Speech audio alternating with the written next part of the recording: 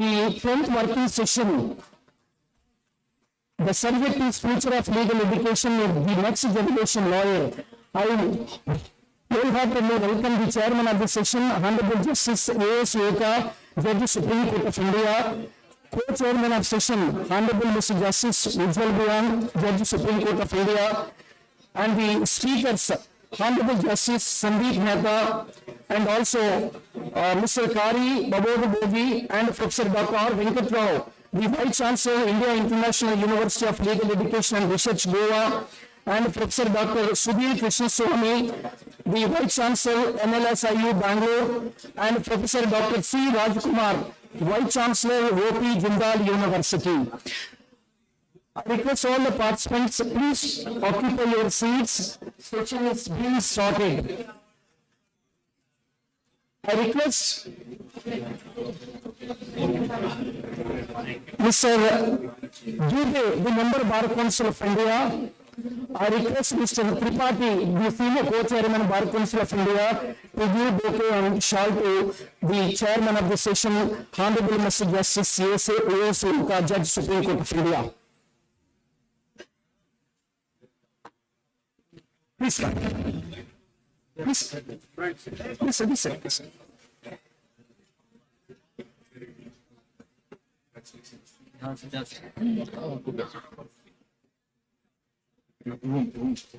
Hon'ble Justice A.S. Yoka, the Judge Hon'ble Supreme Court of India. I also request Mr. B.K. Sharma, the member Bar Council of India, to give shawl to Hon'ble Justice Mr. Justice A.S. Yoka. Shall we get session? Please come already. Next, yes. I request Mr. D.K. Sharma, the member Bar Council of India, to give bouquet and shawl to Hon'ble Mr. Justice Ujjal Bhuyan, the Judge Supreme Court of India, who is the co-chairman of the session. I request Mr. Jitendra Reddy to accompany Mr. D.K. Sharma and shawl to Hon'ble Mr. Justice Ujjal Bhuyan. Please.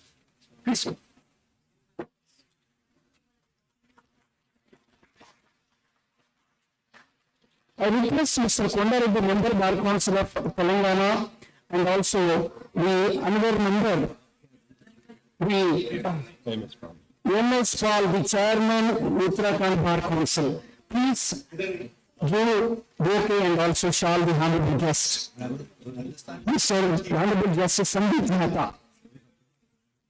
Sandeep.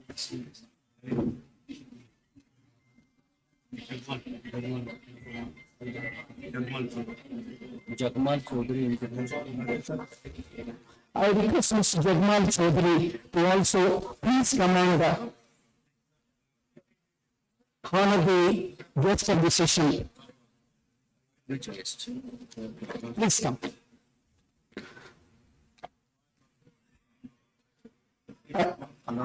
I request you, please come. What is his name? Jagmal Chaudhary, the State of Rajasthan Bar Council. Please then go bouquet and shawl to Dr. Sudhir Krishnaswamy, Professor.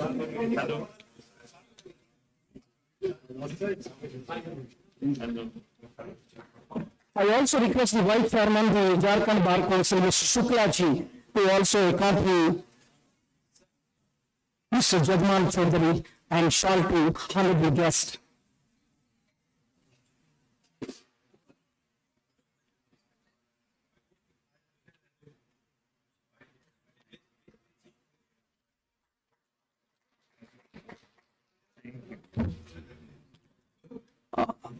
I request Mr. Bagui, the member Bar Council of India from Mumbai, please honor Professor Dr. C. Kumar.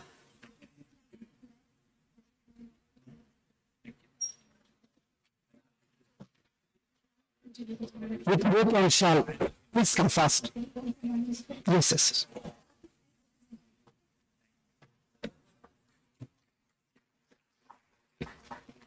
I request Mr. Vigyan, the member Bar Council, State of Telangana, and also Bhargav, please come and honor the Professor R. Venkata, the Vice Chancellor ILU Goa after this.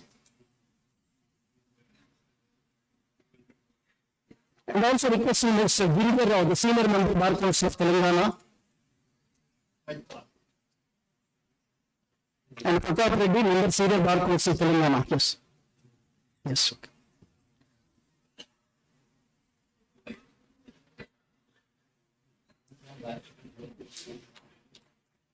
Kari isn't rise. Yeah. No, yes, it's already over. Yeah. Yes, sir. Now I hand it over. Yes. No, it's not that. Any other guest? Yeah. What's his name? What's his name? Yes. Sorry, that Mr. Kari Abdoul Bagui, the President, Pan-African Lawyers Union, I request the Hon'ble the Bar Council of India members to come on the dais and honor him with the bouquet and shawl. I request Mr. Jodhavi and V.K. Sharma sir, please come and honor the guest of today's session.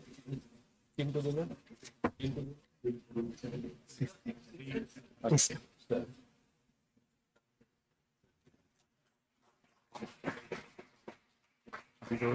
Yes.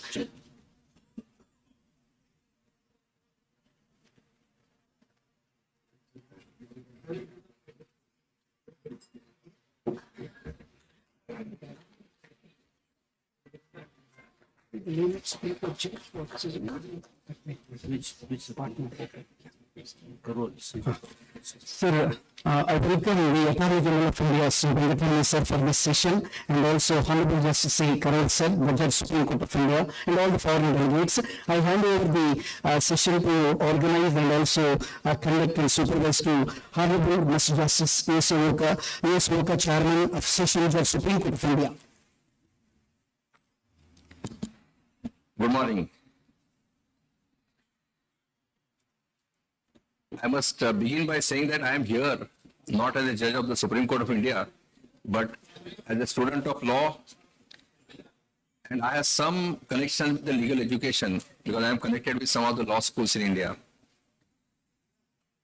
In March 22, Law Minister of India made a statement in Parliament that there are about 1,700 law colleges and law schools in our country, out of which 26 are national law schools and 24 are private law schools which are deemed universities. Now we are discussing the future of legal education, and since apart from a very distinguished speaker here from African Lawyers Union, most of who are present here are from India. Therefore, I am beginning by referring to our legal education system. See, there are various issues concerning legal education system. The first issue is how accessible is our legal education. The other and most important issue is quality. The third issue is lack of adequate number of teachers. There are vacant posts of teachers in practically all law schools and law colleges. I want to share example of a very leading law college in our country. In fact, it is the first law college in the country, which is Government Law College in Mumbai. For 12 years, we could not get a suitable candidate to be appointed as principal, and therefore a principal district judge was holding charge of the post of principal of the oldest law college in India. And that is so in practically every law college. There are other issues regarding qualifications of law teachers. Now we have NET or SET mandatory for a law teacher, which deprives many senior members of the bar from taking up assignment as part-time lecturers. And there are certain basic issues regarding educational facilities. And I'm especially saying this about national law schools. Practically all national law schools in India have been established on public properties. They are all funded by the state governments. Now, question is whether national law schools are giving back to the nation, which was expected of them. The question is whether our national law schools or these public, other private law schools are only creating corporate lawyers or lawyers who deal with commercial matters or arbitration. Are they really creating good trial lawyers? Are they encouraging young students to join judiciary? These are the questions which we'll have to debate, because that's an objection, that's a thought process about our national law schools, that they are not giving back what was expected of them. The other question is, are we inculcating constitutional philosophy and values like secularism and democracy in our law students? Are our law schools doing that? Are our law colleges doing that? So there are various fundamental issues on which we need to have a debate. Now, fortunately, we have very eminent academicians with us. The first speaker is going to be my esteemed colleague, Justice Ujjal Bhuyan, then my colleague, Justice Sandeep Mehta, Chief Justice of Gauhati High Court. We have three very eminent academicians here. Professor Dr. R. Venkata is here, Professor Dr. Sudhir Krishnaswamy, and Professor Dr. C. Rajkumar. They are all Vice Chancellors of leading universities in India. And we have Mr. Kari Abdoul Bagui, President of Pan-African Lawyers Union. So our session, I just tell you how we are going to proceed with our session. Each speaker will speak for 5 minutes, and then thereafter there is going to be interactive session. Now, to conclude, when we are talking about future of legal education in India, firstly, it is very necessary for all of us to find out what are the flaws in the current legal education. Only if we understand and accept the flaws in the current education system in law, then only we'll be able to think about future. So I request my esteemed colleague Justice Ujjal Bhuyan to say a few words.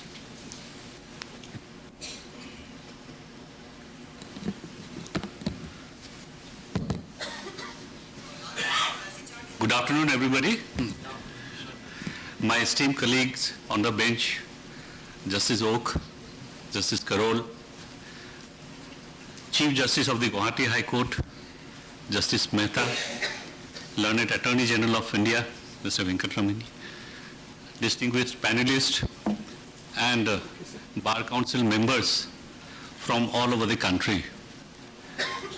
Well, the topic of today's deliberation, as my esteemed colleague has already pointed out, is the future of legal education, the next generation lawyer.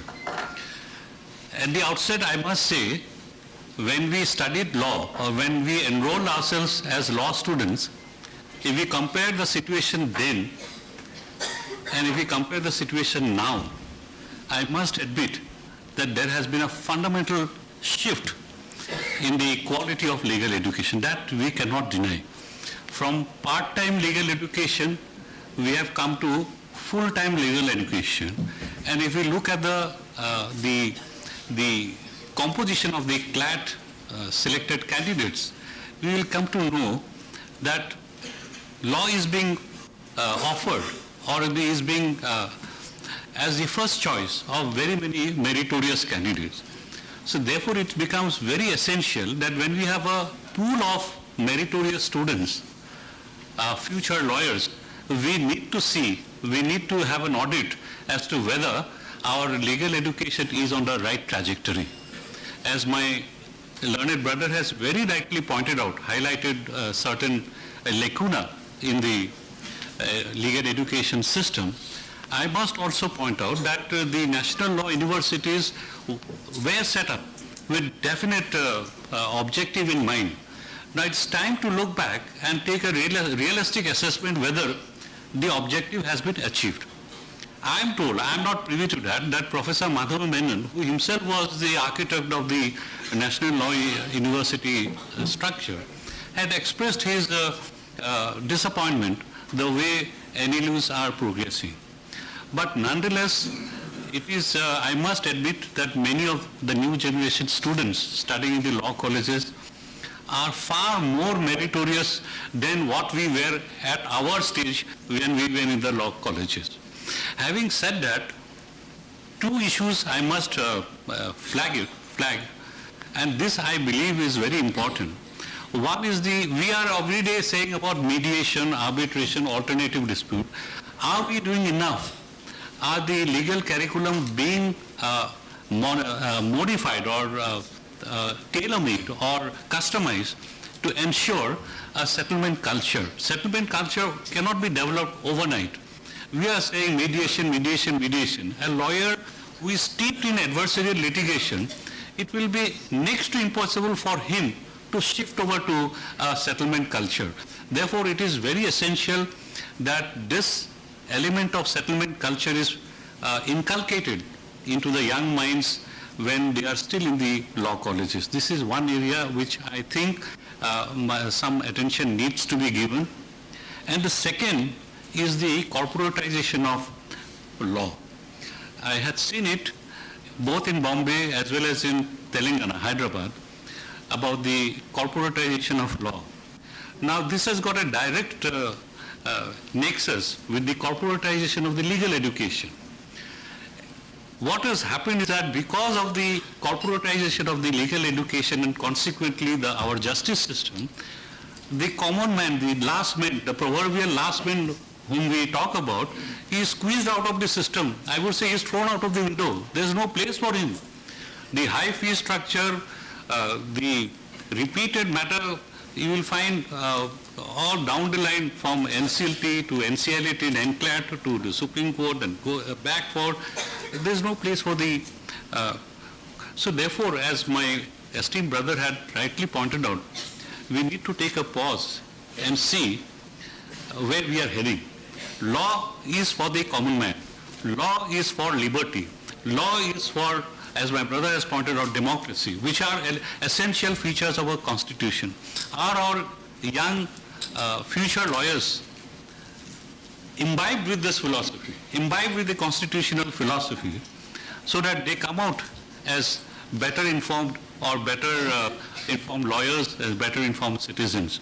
So these are the two issues I thought I should flag, and I leave it to we have very eminent panel of speakers, we have a distinguished gathering, and I'm sure at the end of the discussion, some way forward, I think we will be able to arrive at. With this introductory preface, I hand over to my esteemed colleague to initiate the discussion. Brother, this is Sandeep Mehta. Good afternoon, my Lords, Honorable Justice Oak, Honorable Justice Bhuyan, Honorable Justice Kari, Learned Attorney General, my really close lawyer friends from Gauhati, Arunachal Pradesh and Rajasthan. The issues which are flagged by my Lord's Honorable Justice Oak were the very ones which I wanted to refer to in the course of this deliberation. But before I put in my thoughts, a response to some discussions which went on in the hall number 5 in the previous session. There was a discussion regarding the skewed ratio in the judicial fraternity amongst the male and female lawyers. In this regard, I would like to respond that in the previous 2 batches of grade 3 judicial officers in Assam, we have had the ratio of 6:5, that is 6 females and 5 males, and 2:1, that is 60% ladies and 30% of male judicial officers. In Rajasthan, the situation is even better. There, the ladies have breached that so-called mythological 33% barrier, and the percentage of judicial officers in the grade 3 category is more than 70% in the last 2 batches, which were significant of 190 and 120 respectively. Having said that, what my Lord's Honorable Justice Oak pointed out, the premier legal institutions, the national law universities, how much they are contributing to this ratio. Whether this influx of bright young talent into the judiciary is by the sheer hard work of the students or there is any contribution of the legal institutions. When we were taking the interviews and we inquired about the institution from where the students had taken their education, we found that less than 5% of the persons who had interviewed, who had appeared in the interviews, were from the national law colleges. Of course, they performed exceedingly well. But whether that ratio is sufficient? To my mind, this mindset that national law universities will bring out only corporate lawyers has to change. There has to be a shift because it's an obligation to the society. From whatever statistics I could collect from the net, there are about 3,000 posts of grade 3 judicial officers lying vacant in the country. About 1,000 faculty positions are lying vacant in various law colleges. Jodhpur National Law University, I am sorry to say that there is not a single regularly selected faculty member, though it is considered to be one of the top 5 to 6 institutions. So whether with that kind of faculty strength, we expect the quality education to be given. My small suggestion to the Bar Council, of course, continued legal education with these kinds of seminars and symposiums is very relevant. I would like to tell the August gathering that in Rajasthan, we have already put in place a structured system wherein during every vacation, the Bar Council of Rajasthan organizes legal education camps for 7 days, 10 days during the summers as well as in the winter break. And the response is tremendous.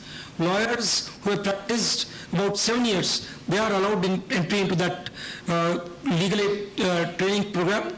We place them in the National Law University Jodhpur and we provide them the trainings.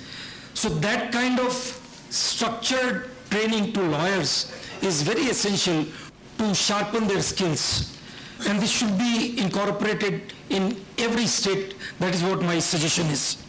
The second suggestion perhaps, which needs to be looked into, that when these lawyers, they come into the system after having taken the 5-year law course or the 3-year law course, they are totally unaware about the real procedural issues which they are required to face. They take about 2 to 3 years to gel into the system. So as we do with the judicial officers, the field training, that we place the judicial officers, attach them once they are into the training starts, every 2 months or so, we attach them to senior judicial officers in the district so that they can have field training. Whether in the curriculum, it can be made compulsory that during the period of 5 years, every aspiring law student will have to compulsorily get attached with a judicial officer, not a lawyer. They of course come down to intern with the lawyers, but that period is very short, 15 days, 20 days. That is not effective. So for a period of 3 months or so, a compulsory attachment with a judicial officer, wherein that budding lawyer, the budding judicial officer would learn how to make research, what is the procedure of trial, the fundamental procedures which the lawyer is required to know for giving advice to the last man standing, as my Lord's Honorable Justice Bhuyan said. So these are my few thoughts on the topic. Perhaps the deliberations which are being held here, they'll take into account my thoughts. Thank you. Jai Hind.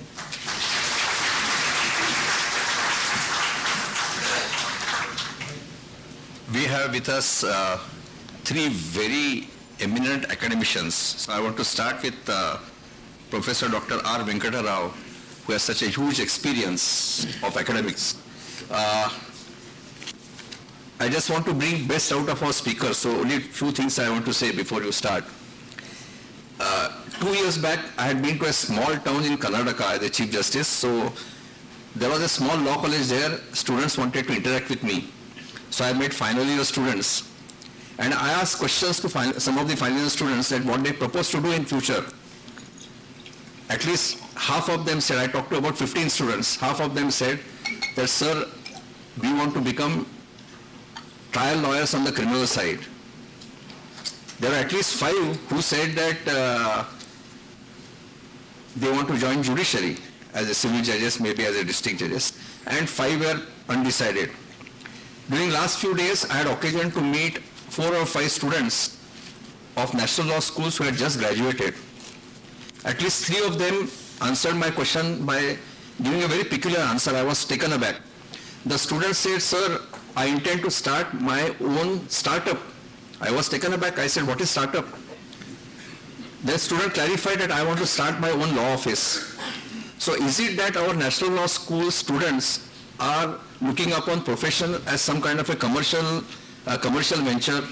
Are they not aware that they are not going to start a startup, but they are going to be integral part of our legal system as lawyers?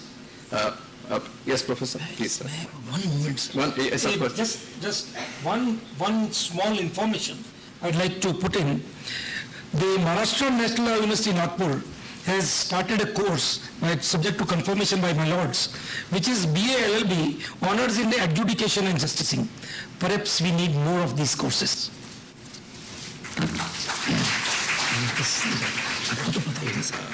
Thank you, my Lord, Honorable Justice Oka, who guided me during my sojourn in National Law School of India, University, Bangalore, who helped me to discharge my duties to the best of my abilities. Distinguished judges of the Supreme Court of India, fellow panelists, a galaxy of elder statespersons among the gathering, distinguished lawyers, ladies and gentlemen, and above all, the emergingly talented 21st century hopes of India, my young student friends. My grateful thanks to the Bar Council of India for having conferred on me the honor of being thrown onto the dais into a distinguished company of eminent persons, among whom I am like a punctuation mark. Okay. Yesterday's inaugural function still reverberates in my mind, and a particular scene was a visual treat to me. While going back, the Honorable Prime Minister of India, Narendra Modi, patting Sri Mother Mishra on the back affectionately. That was a visual treat. That was not a pat on Mother Mishra, the individual, but the Bar Council of India, the organization, and the state bar councils, for having conducted the inaugural function in an exemplary manner and in setting the ball in motion. Then I look at the context of the future of legal education. A big banner appears before me. Whenever I go to schools, there is what you call an umbrella term, STEM, S-T-E-M, for curriculum development for students to join in the courses. Most of the schools, science, technology, engineering, and mathematics. My heart used to weep. What happened to law? And the Bar Council of India can do it and will do it. This STEM umbrella must be changed to MELTS, M-E-L-T-S, mathematics, engineering, law in the middle, technology and science. That should be our future agenda. So the STEM should become MELTS with the unswerving commitment of the Bar Council of India. Now, National Law School of India universities are more sinned against than sinned. In 1986, when National Law School of India University, Bangalore was established, it was established with an avowed objective of providing quality legal professionals with a focus on social engineering. There was no globalization at that time. Please remember that. 1991 you had the globalization when our first batch was in its third year. And the law firms which hitherto were confined only to family members wanted quality law graduates. They looked at the scenario with the most powerful microscope and they found the quality law graduates are in the National Law School of India University, Bangalore. And an institution which was started to stop the drift in legal education started catering to the needs of the law firms. But one thing, my lord, my humble submission is, since the legal profession remember, needs some backing, and during the gestation period, the first generation lawyers required a lot of backup. Our National Law School students, after having commenced their tryst with destiny in corporate law houses, after having made enough money, they are quitting the law corporates and joining the litigation advocacy. My good student Dayan Krishnan, who spoke so brilliantly in the first session, is a manifestation of the intellectual prowess of National Law Schools.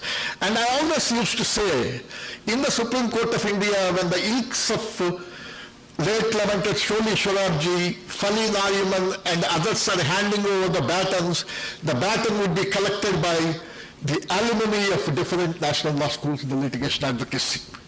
But now, coming to the topic, 1986 was an epoch-making year. My focus is on young students.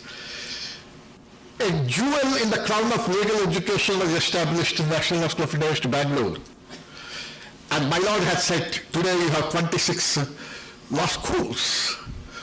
So, these law schools have produced world-class law graduates, excelled in different moot court competitions.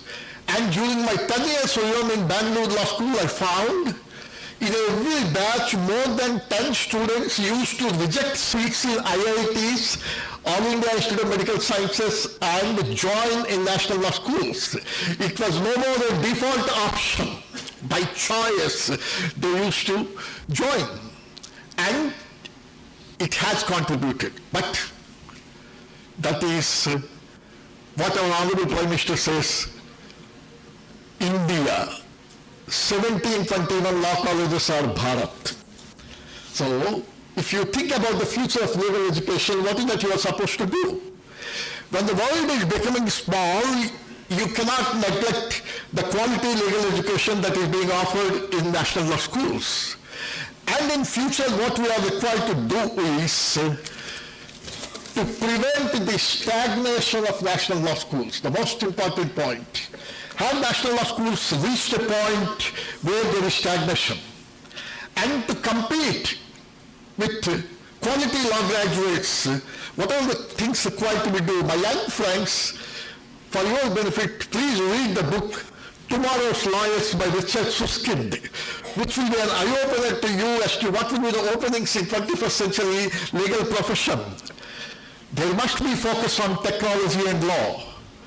But till now, in legal education, we have been teaching law in the classrooms in such a way that it is more or less reactive legal education as to how to resolve the disputes, including alternative dispute resolution mechanism.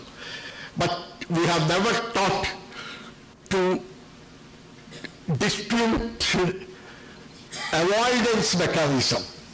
In future, the legal education should try to focus on legal risk management or as to how to avoid disputes, not how to resolve disputes. So that would occupy the mind spaces of young graduates. In future, you would say you have the legal knowledge engineers, legal knowledge technologists, ODR managers. Yes, national law schools should cater to this. But only one caveat to national law schools is, are we producing 21st century lawyers or are we producing 20th century lawyers? Is there a place for 21st century legal education in the curriculum, or are we still teaching 20th century? It is for the house to debate. And then when I looked at the so-called skills in legal profession that were mentioned by the Law Commission of India in its 184th report that was submitted in 2002 at pages 54 and 55, I found 8 skills that were mentioned. But all those 8 skills pertain only to practice. Today, legal profession has gone beyond practice. Therefore, is there a need to revisit the skills of the profession that needs to be examined? Then I will come to the other aspect. Bar Council of India need not change its name as Bar Council of Bharat. But Bar Council of India is required to take more judicious cognizance of what is happening in the other India or in the 17 and 21 law schools. John Robinson, the economist, has said, he had described India, whatever you say of India, the opposite is also equally true. While you have excellence in legal education, you have mediocrity in legal education. Then, among the 1721 law colleges, the law minister submitted in the parliament that private law colleges outnumber the government law colleges by more than half. They are playing an important role. Remember, these 1721 law colleges don't debunk them. They cater to a very important area from where 90% of the trial court advocates come. Therefore, instead of bemoaning the lack of quality in the multitude of law schools spread over Bharat, what is it we are required to do? Because honorable members of the Bar Council of India and State Bar Council and District Bar Association are present here, I come with 3 suggestions which are illustrative, which can be debated, which can be torn into pieces, but please give due consideration to that. First point is, in devising the curriculum, one shoe does not fit a mammoth giant called India. Let the state bar councils, let the district bar councils convene a meeting not of National Law School vice chancellors for God's sake, but of the principals and the faculty members and the students of the so-called Mufsil law colleges and find out what is the requirement. What is the point in teaching patent law to a tribal in Chhattisgarh? Will you be benefited by it? Speak to him about the rudiments of technology so that he is aware of artificial intelligence. But indigenous jurisprudence, 99% of the cases with whom we will be acquainted, problems relating to land laws, okay? So speak to them, district bar associations at the lowest level, then state bar associations at the intermediate level, then have meetings at the zonal level, come to Bar Council of India, and let us draft a parallel syllabus, one for the elite India, the so-called national law schools, one for the segments like Northeast, Chhattisgarh and others. And this is an onerous responsibility and it takes time, but you need to try that. The second one is the pious obligation of the national law schools and the lead institutions. What I call corporate academic responsibility. Let the Bar Council of India issue a mandate to the national law schools and the lead private institutions to take upon themselves the task of mentoring at least 5 colleges a year in their areas. And when they come to Bar Council of India for renewal of their affiliation or for grant of extensions, make it a mandatory condition and examine whether they have done it. Because this is an onerous responsibility and pious obligation of we. Because please remember, the distinction is no more between haves and have-nots, but have-lots and have-nots. And we have to bridge that divide. And therefore, these lead institutions and national law schools do that. The third point is, yesterday, the Honorable Prime Minister and the Chief Justice of India were also referring to regional languages being given the utmost importance. But I cry for my young friends, where are the books for me to read? Where are the books? Show me a single book, apart from certain books in Hindi. Remember, therefore let the Bar Council of India take upon itself the responsibility of initiating the move to come with quality law books in all the languages mentioned in the 8th schedule of the Constitution. Now that is absolutely required. It may take 2 years, it may take 3 years, but then we can blame the youngsters if they don't do it, remember. Therefore, this is the third point I wanted to make, and then the last point I wanted to say is, when former Chief Justice of the United States Supreme Court L. Warren was asked a question, whom would you like to appoint as judges? He smiled, and with a wistful smile he said, a good human being who also knows a bit of law. He said, a good human being who also knows a bit of law. Are we producing good human beings from law colleges? Academic excellence without human excellence is disastrous. Are we teaching professional ethics in a ritualistic manner? Yes. Can we make every subject to be taught from ethics perspective and make out good human beings? The last point I would like to say, Bar Council has done extraordinary work, and therefore I was reminded of an incident in the life of an artist who has drawn many paintings. The media interviewed the artist and said, "Sir, you have drawn so many paintings, what is your best painting?" Immediately the artist said, "It will come in the future." And the best painting of the Bar Council of India, I am sure, will come in the future. Thank you very much, ladies and gentlemen, for giving me this opportunity.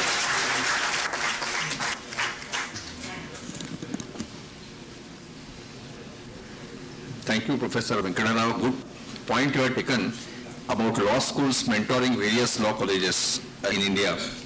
Now I'm going to request Professor Dr. Sudhir Krishnaswamy to say a few words, only two things introductory.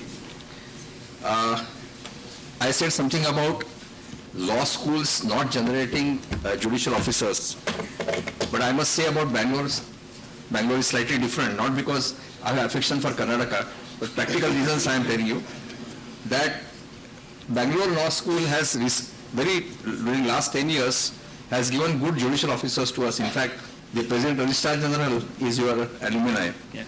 That is number one. And number two, I just want you to highlight on one aspect. Now we sitting in Supreme Court, our Attorney General is here. Now we are 40% litigation is a criminal litigation. Some time back, my esteemed brother Justice Sanjay Karol was here. He faced a huge challenge in Bihar as the Chief Justice because more than 50% litigation was criminal litigation, and more than 50% benches in Bihar deal with, High Court deal with criminal matters. Now, where is the contribution of our national law schools when it comes to criminal justice dispensing system? Yes, you have about 5 to 7 minutes. Yeah. Right. Lots of questions in a short period of time. Good afternoon, everyone. Thank you first to the Bar Council for the invitation, and thank you to our chairs, Honorable Justice Oka and Honorable Justice Ujjal Bhuyan, for setting up this panel for us. The panel was titled "The Future of Legal Education and a Next Generation Lawyer," and we were invited to think internationally about the problem, which is what I've tried to do. I don't know that I have answers to all of the questions that have been raised by the panelists already, but let me just try and do a quick run through. I have slides. I'll try and talk around the slides. Maybe some of those issues are not exactly relevant, and I hope that this technology works. So let me start. And I'll try and do this in 7 to 8 minutes. So bear with me. I might not work through all the details on the slides, but glad to answer any questions as we go along. I think that Professor Rao has already tried to do a short-potted history of legal education, taking the creation of the National Law School as a starting point. I'm going to do much the same.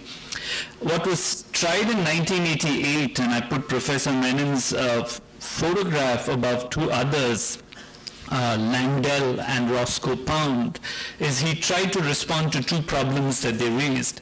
First, the problem of pedagogy in legal education: abandon the lecture, adopt the case method, and a Socratic pedagogy. What pedagogy should be applied in legal education was one serious question.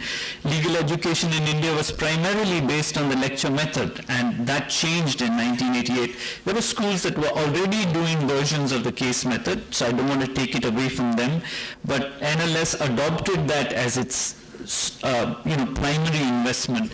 The second was that lawyers were not just meant to be legal professionals in courts. And I think this early commitment and clarity, I know we are hearing echoes on this panel, what is it that NLS might do to courts, but I think Professor Menon was very clear that yes, we are responsible to the courts, we are responsible to our judiciary, but we have a much bigger bigger ambition and much bigger responsibility. And he framed it like Roscoe Pound had, that lawyers need to be social engineers, they need to solve major legal problems, and they don't need to do this only in the courts, they need to do this in the world at large. Those were two founding motivations of the National Law School. And I think that the first of these, the idea that we adopt the case method stuck. We've more or less stuck to that across 30 years. It's fair to say that the case method and the Socratic pedagogy is also spread in other parts of India across law colleges. That's been a good effect. The social engineering part, I think we have stumbled through that problem in some ways. I'm going to say a little bit more about that, but maybe not as successfully. We certainly haven't inspired any legal revolution in education across the country. What would a contemporary assessment of legal education in India look like? And I'm going to say that while cases and materials type teaching has got established, we still don't have good books. Professor Rao mentioned we don't have good books in regional languages. I just say that we don't have good books in English. So we still are at a very early stage of the canonization of what we need to study as law students. There's a lot of work to be done, but we have made progress, and various colleges, NLS included, have been able to do this. But today, what has happened in legal education is that the Socratic method is already under pressure. I refer to two pieces which I recommend to anyone who's interested in these questions. Oren Kerr writes in the late 90s about how the Socratic method is in decline at the Harvard Law School. And a much more recent piece by Professor Jinisuk Gerson talks about why the Socratic method is now seen as almost an oppressive method. She talks about the Socratic method in the age of trauma. Some of the younger people sitting in this room will associate with that. Law schools have changed in their demeanor. These are pieces about what is happening in the US, but I think it's fair to say that it's a reasonable sense of what might be happening in some of the law schools in India. So the Socratic method is already under some stress. I don't know that it survives for the next 20 years. So we have some core questions that we need to ask about the future of legal education, and I will compose these challenges into three categories. I'd say that one set of challenge is technological. Some others on this panel and the previous panel have already mentioned this. I'll try and present a slightly different take on it. We have a very core inequality challenge, and Justice Oka already has referred to that. I'm going to try and respond to what I think so we can't solve all of these problems. These are problems in the world. Legal education can be some part of the solution. What can reasonably be expected of us? And third, we have a serious democracy challenge. So you mentioned democracy and secularism to start with. We have a serious challenge in a tech-influenced way that we need to prepare our students for. And I want to suggest how we might do that. The first is the tech challenge. And I think the one part about consumer tech that all of us know is that, and I'll just take one example. If you take BARD's integration across the various packages on the Google platform, I think we've come to understand that all of us are likely to end up with something of a personal assistant, which is AI assisted, which really organizes our day, organizes documents, helps us find documents in a personalized manner that will be very different from how we have generally operated. And this idea that we will have this kind of personal assist tool is not very far away. It's in the case of BARD and Google already in beta testing. I suppose that by the end of the year, many people in this room will be using the assist. So we're talking about a few months rather than the horizon being maybe the end of the decade. What does this mean for law? I think that generally speaking in the law we take the view that we as human beings are very good at empathy and at connection, and so we are somehow secure. This is not going to affect us. We have some skills and some resilience that prevents this kind of technological shift from affecting us. And I have two book covers that I recommend, and the second is also a movie Ex Machina kind of view of the world. That is that you're going to get these personal assistants that will be very manipulative. They will work empathy, but they can out-strategize human beings. The other kind of ideas, the idea that I prefer and I think is likely to be true is that actually human beings are very devious themselves. Machines stand no chance compared to us. And Clara and the Sun and a short, beautiful novel by Kazuo Ishiguro, I think to me seems more like the future that we can imagine. We will all have personal assistants. Some of them will be embodied in robotic form, and we will likely use them like we use other machines today. Are these machines going to take over the world? I'm not too dystopian about this, but why is this important? This is important because the legal profession and legal education is going to go in the same direction. The way I see this developing is that all of us will work with AI-based legal personal assistants. These will be tools that will do all of the core elements of law. They will do search, they will do discovery, they will do cognition, they will draft texts. So really the challenge in the legal profession and in legal education will be how do we educate for people to work with these tools in a both empathetic and useful way, but also in a highly functional way. And many people think that the horizon for these kinds of developments is 2030 or 2040. I think that the horizon is much closer. We are probably on the verge in maybe the next 12 to 18 months of seeing many of these assistants roll out, and that will change the legal profession in yet to be discovered ways, and legal education needs to change to respond to that.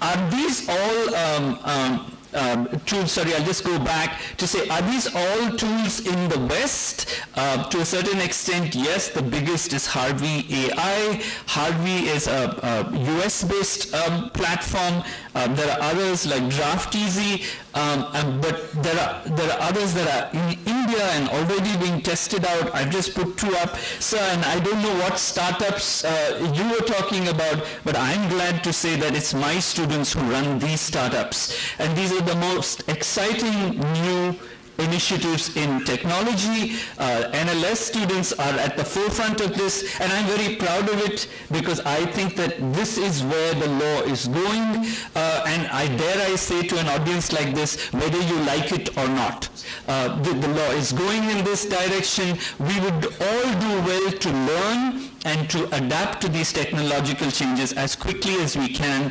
And as legal educators, I think we have a central role in this. So what do we do with law students? What do we train them to do? What's clear is that we must train them to work with machines in an interactive way, in a way that has not happened so far. But more than that, law students will need to be more metacognitive. And what I mean by that is that not only do they need to understand how the machine works, they should also be able to design these machines.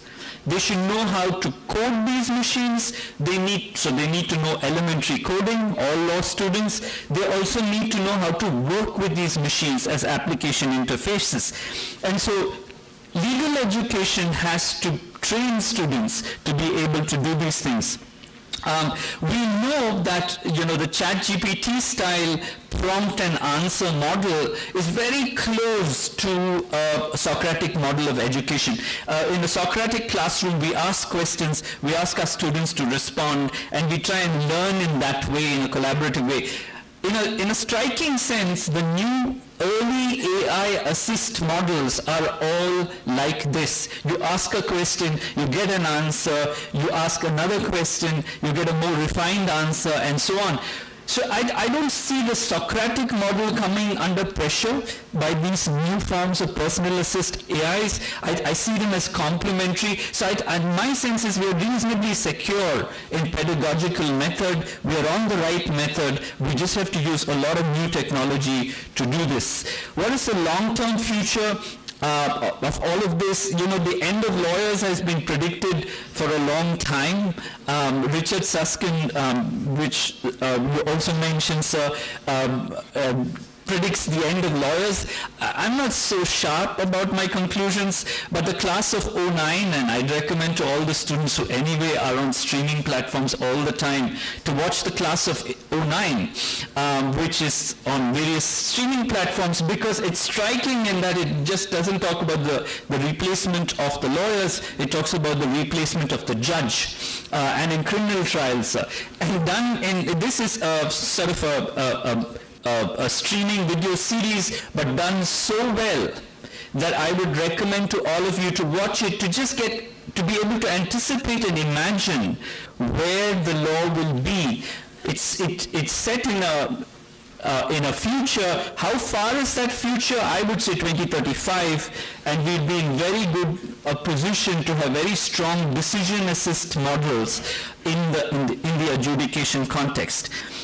Does the legal profession goes away? I don't think it goes away. I think it changes dramatically, and all of us must prepare for that, and as educators we'll be responsible to prepare students who can cope with that new kind of legal profession.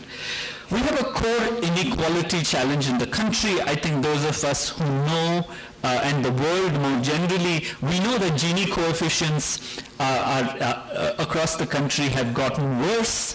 Do they have, is it have-nots and have-lots? Whatever it might be, we know that the wealth and resources in the world is getting more and more skewed.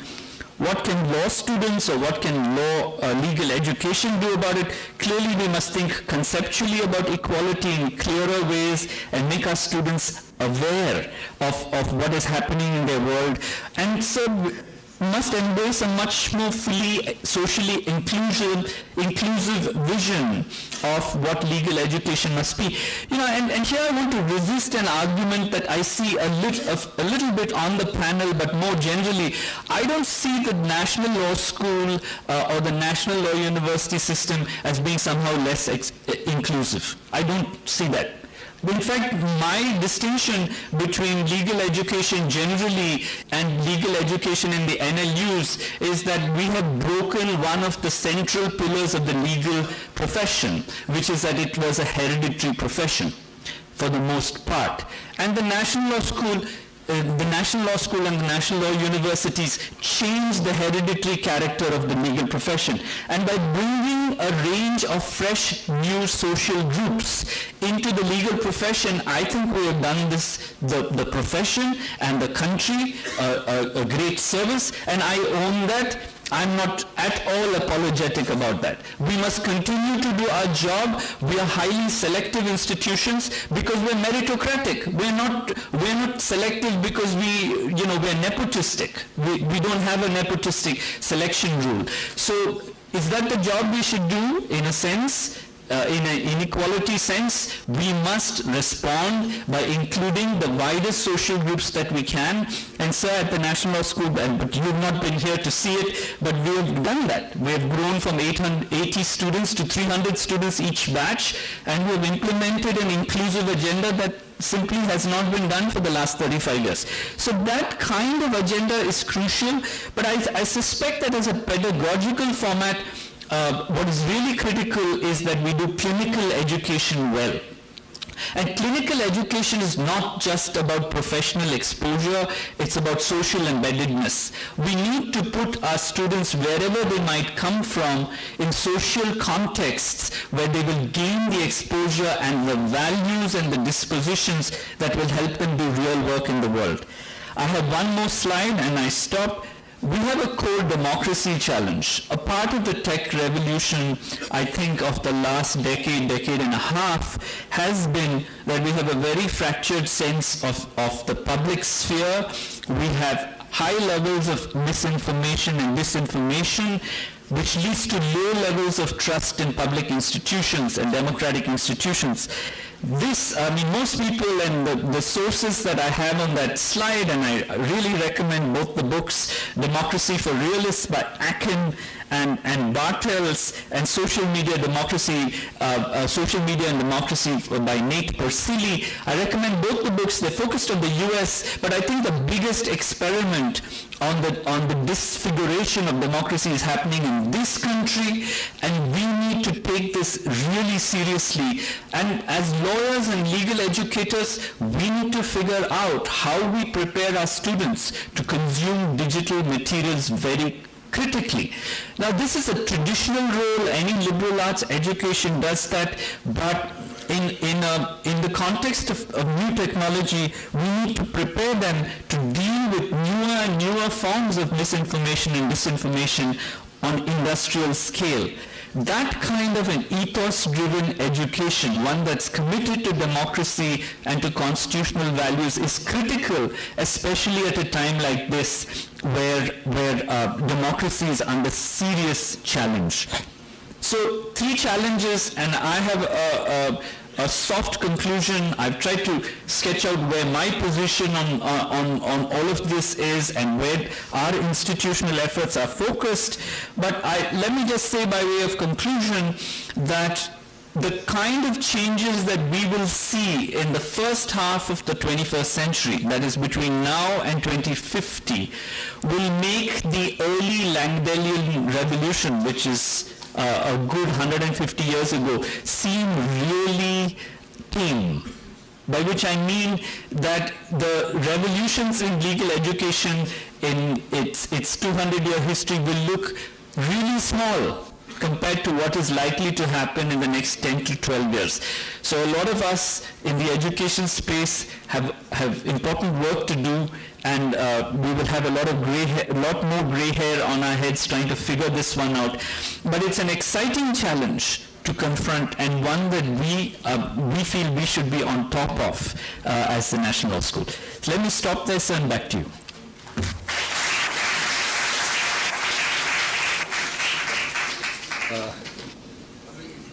Thank you, Professor Krishnaswamy. 3 important issues you have flagged. I am really glad about it. That is inequality challenge, democracy challenge, and most importantly, inclusive agenda.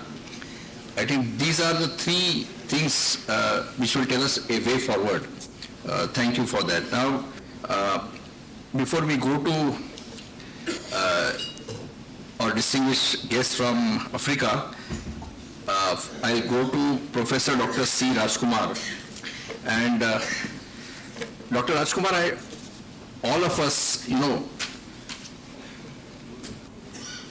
with great deal of curiosity, look at a new model of private law school which you have started. A lot of curiosity about it. It's completely different model of legal education. In that context, I just want to highlight only 2 or 3 issues, then you can have your 7 or 8 minutes. Taking forward from what Professor Krishnaswamy said about inclusive agenda, today we have a scenario where not even 5% of our litigation represents so-called commercial matters like arbitration or this matters before the commercial court, not even 5%. Now today, the Indian legal system is gripped with some basic and fundamental issues. People languishing in jail who are under trials. In many high courts, there is a scenario that criminal appeals for final hearing are not being argued because there are very few distinguished lawyers who are available to argue criminal matters. In short, what I want to say is, while we always look forward to a different kind of legal education which you have provided, in future, what are you going to give back to the Indian legal system and Indian legal education? That's the main question which I want to ask you. Very good afternoon to all of you. First of all, I would like to thank Mr. Manan Kumar Mishra, the chairman of the Bar Council of India, and all his colleagues for putting together a truly remarkable conference that has happened just last few days. Honorable Mr. Justice Sokha, Honorable Mr. Justice Ujjal Bhuyan, and my other colleagues, including Professor Rao and Sudhir, and also our distinguished colleague from the Pan-African lawyers. It's such a pleasure to be here for me. I also want to recognize the presence of the learned Attorney General for India, as well as other distinguished lawyers, and of course, my dear students. Let me begin by saying that, in the larger hierarchy of Indian institutions, the private institutions always come at the end. And this panel is no different. And we are very conscious of this hierarchical model that we've established in India over the years. And I have to begin by saying that if you want to look at serious reform of any kind, we first have to address the challenge of this hierarchical structure. I had the privilege to study in 4 universities in India and around the world. I did law in all of these places. I studied law in Campus Law Center faculty of University of Delhi. I studied law at the University of Oxford. I studied law at Harvard University, and I did my doctorate from the University of Hong Kong in law. And I have never experienced in these institutions, especially overseas, this hierarchical model that we have created in India, where there are public institutions, private institutions, national law schools, deemed universities, and of course central universities. So my beginning point of this conversation is that let us break these barriers. Let us not create new structures of hierarchical order where any institution, let alone 28 national law schools out of the 1,700 law universities and law schools in India be given any more privilege than the privileges that have already been given since their founding. Let us democratize legal education. Let us recognize that regardless of whichever character an institution is, it can equally contribute, whether it is private or public, whether it is national law school or central university, whether it is state public university or private university, each of them should be assessed on their own contribution. The second point I want to say is that let us also shed this bias towards elitism, because in many conversations we somehow have correlated the ability to contribute to public service and common good to the idea of elitist institutions. Somehow being part of any elitist institution will in many ways undermine your ability to make a contribution. Our history is exactly opposite. Mahatma Gandhi studied at University College London. Dr. Ambedkar studied at Columbia University, which is a private university. He also studied at London School of Economics. He also studied at University of Bonn. We have Jawaharlal Nehru studying at University of Cambridge. V.V. Giri, former president, studying at University of Cambridge in Dublin. You have amazing leaders of the Indian freedom movement who studied in the world's finest institutions and had got that sense of public service deeply embedded in their character. So let us again stop connecting the ability for individuals to contribute towards public good and social service and social impact by a sense of biases towards any form of elitism, because we simply cannot build world-class universities, world-class law schools in India if we start having biases and prejudices against any form of elitist institution. A lot has been said about National Law School, and I'm not going to speak about them, but I want to speak to the 75% of law schools which are out there doing amazing things, but they have difficulty. They have huge challenges, and with the limited time I have, I'm going to identify the 10 challenges that they are facing and how and why we should address them. The first and the most important challenge, the ones which are facing out there, the non-national law schools out there, are their inability to attract finest minds as faculty members. They are not at all at the cusp of thinking about artificial intelligence, robotics, and machine learning. Their biggest challenge is to be able to have reasonably qualified faculty members who are able to teach them basic foundational aspects of law. Having a class on a day-to-day basis itself is a big challenge. To be able to attract bright people to come into legal academia is their challenge, and we need to address that. Since the time is short, I'm not going to deal with it extensively. Second, how do we make law schools as research institutions? How do we create opportunities for law academics to be able to write? Because one of the remarkable things about many aspects of judicial interpretation around the world is that law academics are at the forefront for involving themselves in research, knowledge creation, publications, and through scholarship are influencing and the interpretation of what the courts are doing. Unfortunately, even the best of our law schools are not at the vanguard of producing research that can impact the ability of our judges to reform law, to reinvent law, to reimagine law, and to reinterpret law.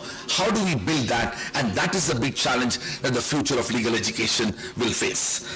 The third aspect is that we really have to come towards moving towards a reform of the legal curriculum.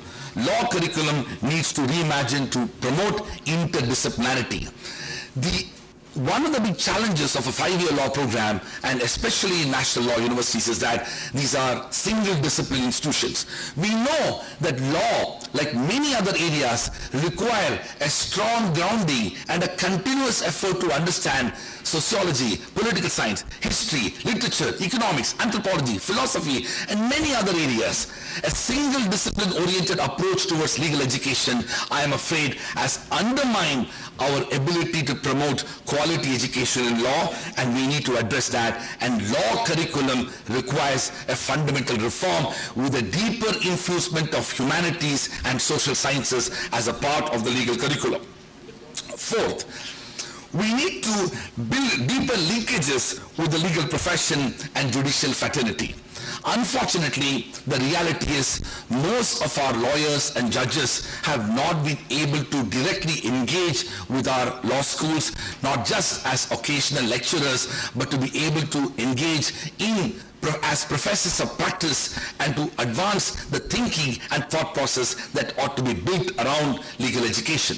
We need to be able to have a deeper linkages with the judiciary as well as law schools so that we can have more and more professors coming out of the legal profession. We have been very fortunate that we've had the former Chief Justice of India, Justice IIULER, after demitting office, joining us and has been teaching courses living on campus. We've had several other former judges of the Supreme Court of India taking up faculty appointments in which they are not delivering a one-off lecture, but they're actually teaching full-fledged courses. We've had many distinguished senior counsels doing the same thing, from Parag Tripathi to Abhishek Singhvi to Gopal Subramaniam. We've been able to bring them not just to do a one-off lecture, but to teach full-fledged courses. We want to build the same capacity in those 75% of our Indian law schools. How do we connect the legal profession and the judiciary towards the law schools? The fifth is something, it's an aspirational India. We need to promote internationalization. This particular conference is a good example of how international lawyering has been brought to the center stage. Unfortunately, it is here also the larger part of Indian legal education is completely deprived of any opportunity for internationalization. Internationalization has been confined to opportunities for students belonging to privileged schools, including national law schools and private law schools such as us. Most of Indian law schools do not have opportunities to go for student exchange programs, dual degree programs, study abroad programs, and immersion programs. True democratization of legal education needs to create avenues whereby students, regardless of whichever law school they are, should be able to experience some form of internationalization. The sixth aspect is about something that Sudhir briefly talked about, expanding the contours of clinical legal education and to what extent we can build partnerships with organizations so that the gap between the theory of law and the practice of law can be reduced further. To what extent we can empower our students so that they can connect with the ideas of law not just after graduating from law schools, but even while at law school.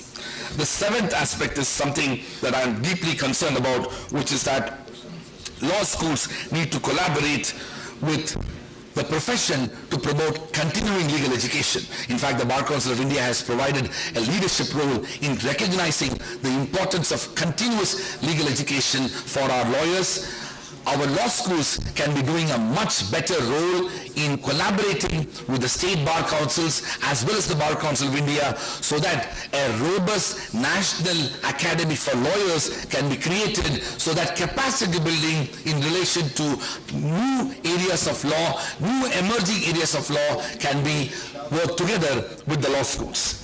The eighth aspect is about creating an ecosystem in law school to promote, to be part of the legal profession. Something that many judges are concerned about, that a good part of students end up essentially entering into the corporate legal profession. I must say that true diversification of legal profession requires our law graduates to be able to join different aspects of the legal practice, including the legal profession. I must tell you, sir, especially the judges in the panel, that historically, most of our law graduates decided against joining the legal profession because they were first generation lawyers, they were not sure about the financial stability that comes with the legal profession.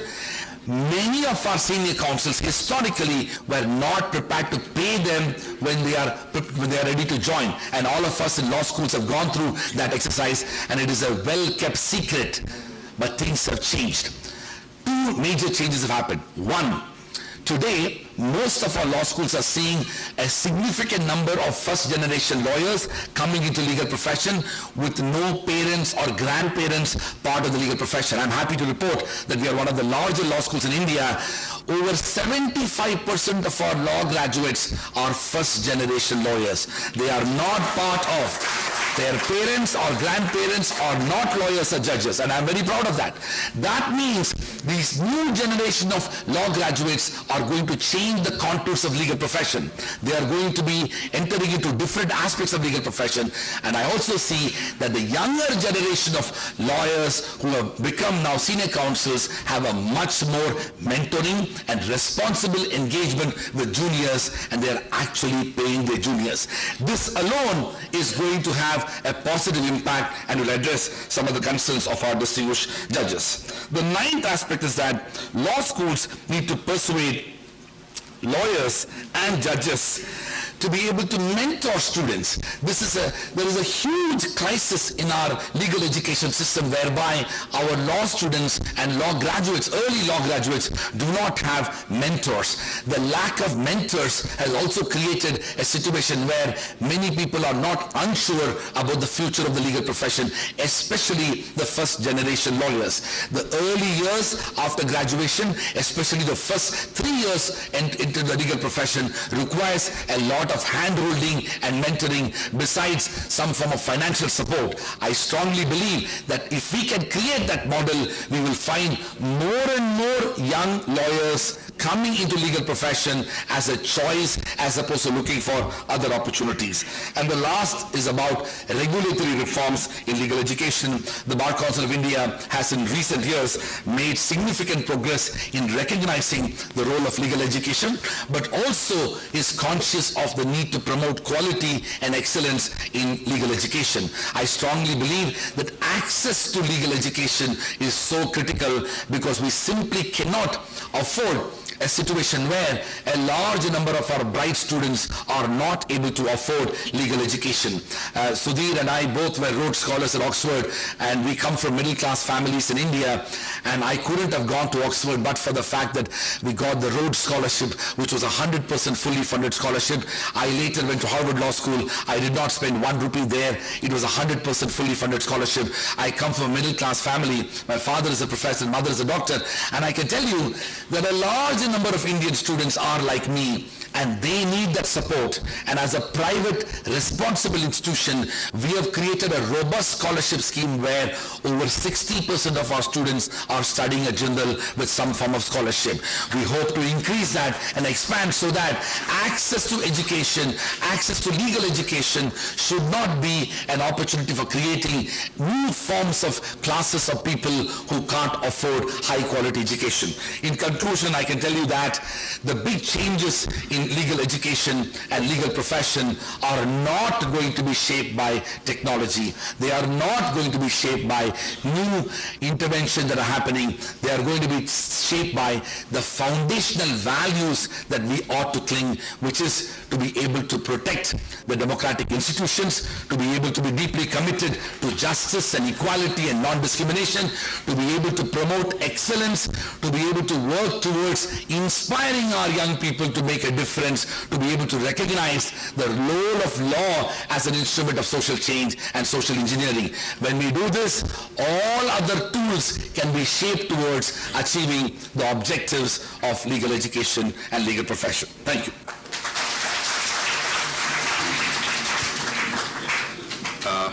Thank you, Professor Rajkumar. Now we are going to our last but very distinguished speaker, who is going to give us a completely different angle looking at the legal education. I request Mr. Kari Abdoul Bagui, President Pan-African Lawyers Association, to share his views. Thank you, Mr. Chair. Dear chairs and judges of Supreme Court of India, Honorable Chief Justice of Gauhati High Court, eminent professors, distinguished dignitaries and delegates present here, dear students, law students, future colleagues, I beg for your indulgence because I am a French-speaking lawyer and my English may be very poor. Okay. I warmly congratulate the BCI for holding this important conference and thank its leaders for the quality of the organizations. Pan-African Lawyers Union, some represented here, is a continental forum that brings all national lawyers associations in Africa, 54 of them, as collective members, and thousands of lawyers from across Africa and its diaspora as individual members. Our organizations aims include bringing together African bars and lawyers while respecting the diversity of legal system and cultures, protecting professional practice and independence of judges, promoting and defending the rule of law and good governance, setting up and carrying out joint projects with international sister organizations sharing the same interest. Everything concerning the topic of this conference, of this panel, has been said. Everything has been well said by the previous speakers. Being the last one to take the floor, I will limit myself to point out some few challenges. There is no doubt that the legal profession is going through a period of transformation and working methods are changing. The practice of law, in our view, must adapt to this new context. The training systems need to be reorganized to meet some challenges. Few of them have already been pointed out, the digital challenges. The world today is made up of a generation of millennials and digital natives. These people who were born and grown up with internet. They are always connected to the world and very active on social networks and digitals. And digital is their natural environment. We need to understand and adapt to the demands of this new generation if the legal profession is to evolve. So complementary teaching on the mastery of digital tools and digital communication must be included in the training of lawyers to enable the next generation's lawyer to protect himself into his future profession. It's a matter of modernization. Legal education must thus become more digital-oriented and develop technology-focused courses and programs in order to provide young lawyers with the skills required for their real-life legal practice. The second challenge is the management challenge. A lawyer of tomorrow is an entrepreneur. He must be able to organize his work, taking into account the materialization process, the management of legal information and the internet on the various aspects of marketing. Our potential clients have a digital reflex today. When searching any information, the reflex is to go through social media. A law firm is not present, has a digital identity, for them is non-existent. So lawyers may be able to settle a managerial policy in their law firms to follow the evolution of practice, appropriate new tools, and make themselves visible online. The third challenge for tomorrow's lawyers is the globalization challenge. With the proliferation of regional and sub-regional groupings, it's important to open up lawyers' knowledge to harmonize or unified laws. In Africa, where I come from, 16 countries come together and work in business law with the same legislation. We call it OWADA, an Organization for Harmonization of Business Law in Africa. 16 countries are applying the same law. It is the same with IP, intellectual property. 17 countries are practicing the same law in Africa. So law schools may need to respond to globalization with the introduction of new and advanced courses in the areas of international laws in their country, different countries. This may be happening by inviting foreign visiting teachers and sometimes establishing permanent relationships between law faculties and law schools. These are possible solutions. So the next generation lawyer needs to be an internationally based education to enable him adapt himself to new and different situations and his career as his career develops.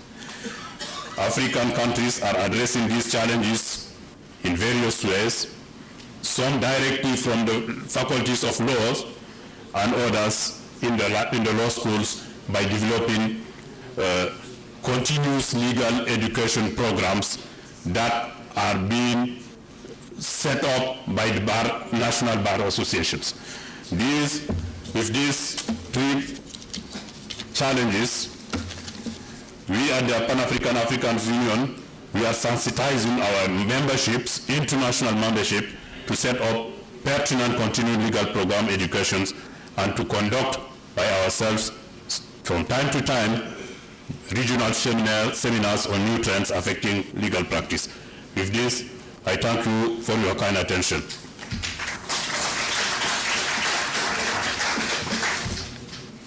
Thank you, Mr. Bagui. Thank you for your valuable guidance to the conference. Do you have time for interactive session? It's not there. Not there? Just only vote of thanks. Just it's a matter of 1 minute. Yes, sir.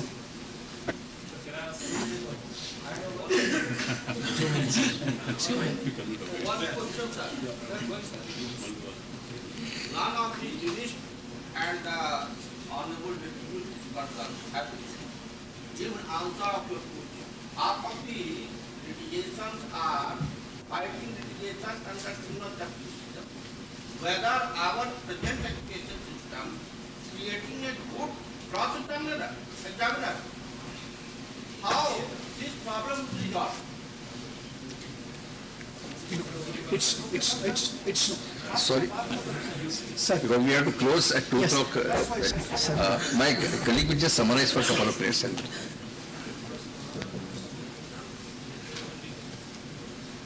Thank you. Thank you, Justice Oak, and all the distinguished panelists here. After listening to their speeches, I wish I could have been one of their students.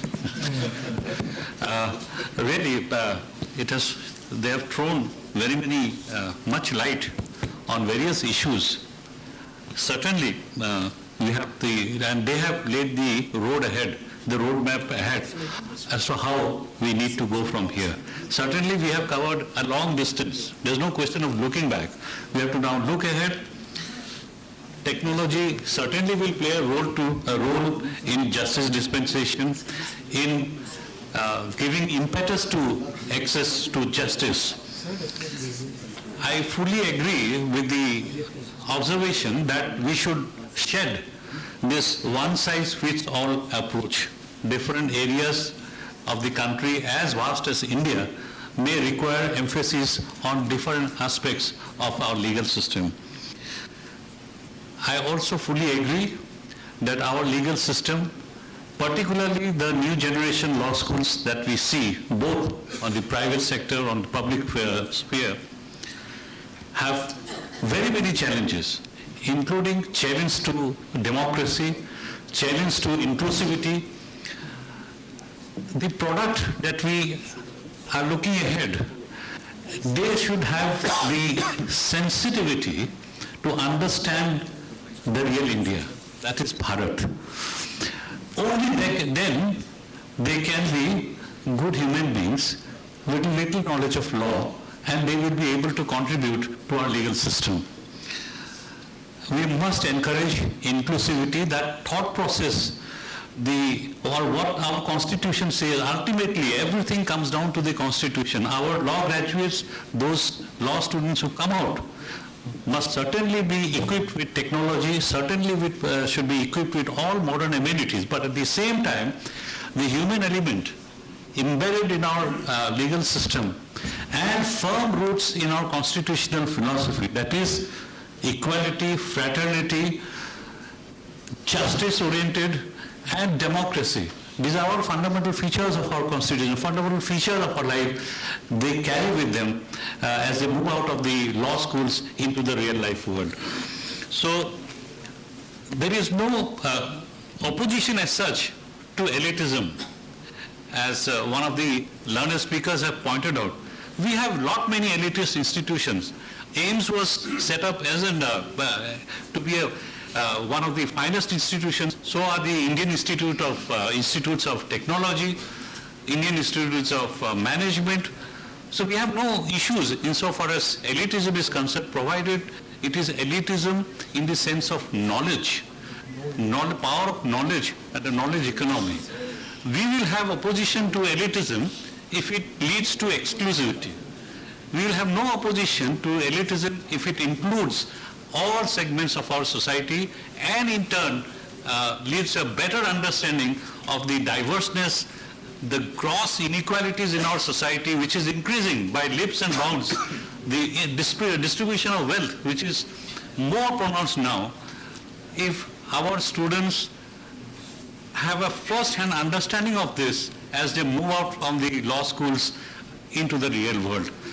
But I'm sure with the bright students that we have in the law schools, we certainly can look forward to better days in education with eminent professors, eminent teachers that we have. And this suggestion is well taken that lawyers, judges should also go back to the law schools and contribute in their own way to grooming up the students. With this positive note, I thank the Bar Council of India for organizing this wonderful seminar, and we hope for more such seminars. The participation of, or the sitting through of the learned Attorney General itself is an assurance that of the way forward of the legal education.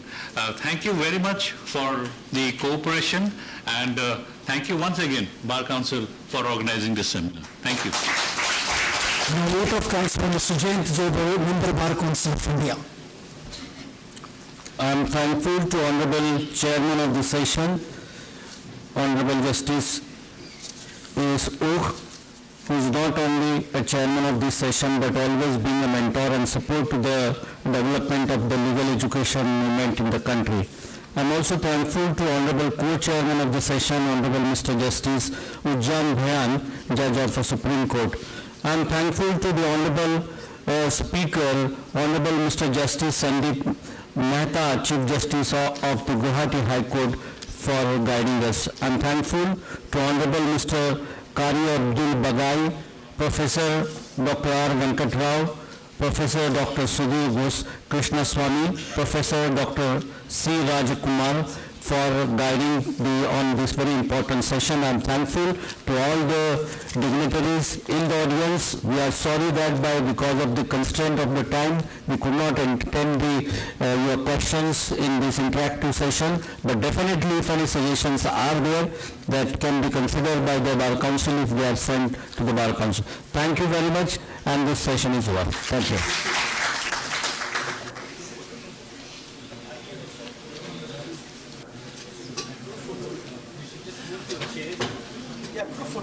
second, sir. Go photo, sir. 1 second, please. Sir, please.